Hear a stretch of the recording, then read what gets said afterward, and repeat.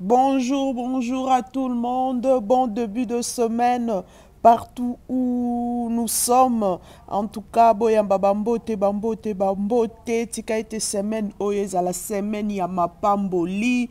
Makambu nyonso éroulé, éroulé, éroulé comme il se doit. En tout cas, baposa ya mitema na biso tomona yango pe tosimba yango.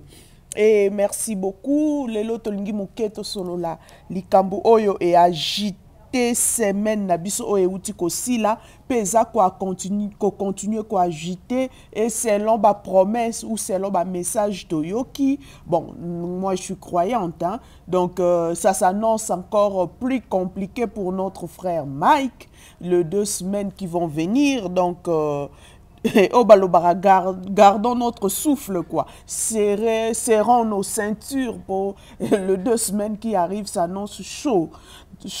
Donc tozala penza yakobonga mapoto rokende de rebondissement en rebondissement.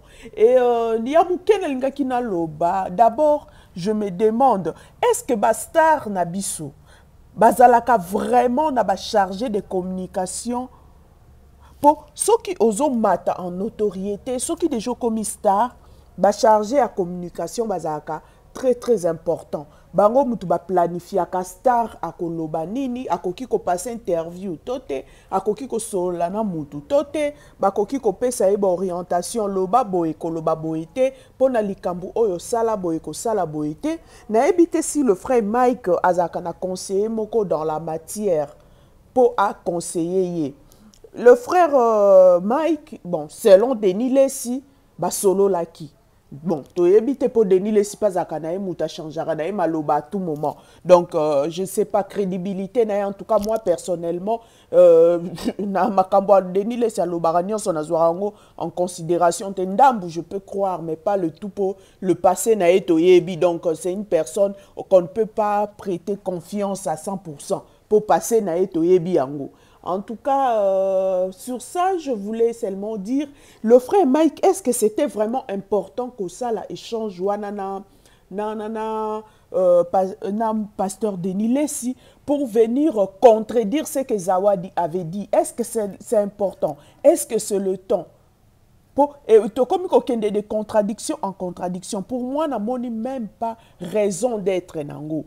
Likambu oyo, c'est vrai. Il s'est passé des choses entre Bango Mibale. Il s'est passé des choses. Vérité nango, Zawadi kakana Mike Mutu bayebi qu'est-ce qui s'était réellement passé. Pour Zawadi, il y a eu l'acte.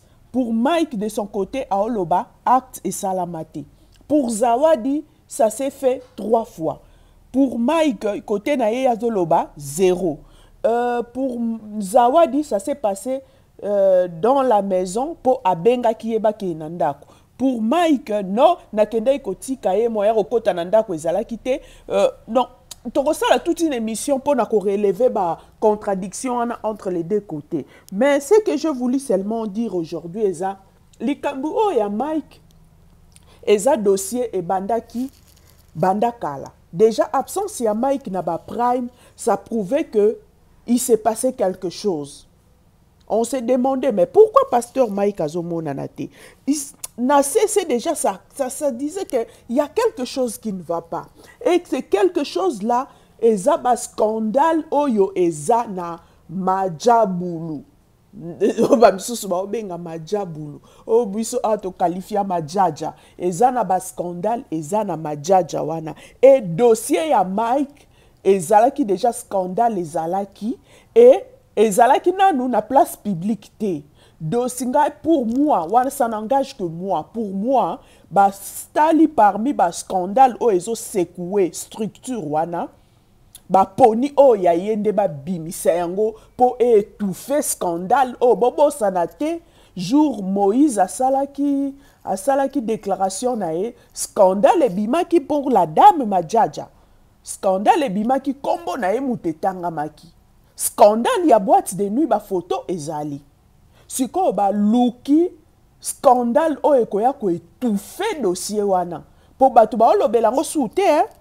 baolobela su kindumba wana teke mwasi libala azosala kindumba boye boye ezipami ekomi oyo ya Mike po ya Mike ezali donc baponi yango po babimisa yango po babatela image ya structure na bango mais ce qui est vrai na structure wana ba scandale eza ebele alors soyons sages bango bato baza kuna bango bato bazo travailler kuna bango nyonso, il paraît, je même entendu que il paraît Déborah alinga ki alongwa pe majab alongwa nae selon ba dire ya bato alinga ki alongwa c'est pour cela ba alimenta ki dossier ya mobali nae po il paraît ba scandale wana eza nango ebele na ba table na bango kuna donc ya Mike ba bimisi yango na moment oyo po ba étouffer dossier ya madame donc c'est malheureux comme on a babuzoba ya boye babo soto ya boye parmi les enfants de Dieu. Frère Mike to ebite kindumba oyo to molimo to tika kutu molimo abatu à côté pour oser déjà mutu il faut ça na ba discipline moi si nyonso donc ce qui ka moi ça y est pembe na yo tu dois aller avec elle na mbetu. C'est quoi ça, cette immoralité? Comme immoralité, bande konangai. Et ça, sous normalité. Denge tolobaki autrefois, na Satan est moka komi ko kamwa degré à bosoto, degré à kindumba, oye komi na église. Hein? Non! Non. Wana toko iko toléré te po eza quand même mosala ya nzambe. Ezo senga beaucoup de rigueur na ba oyo, bazako sala yango. En tout cas, tu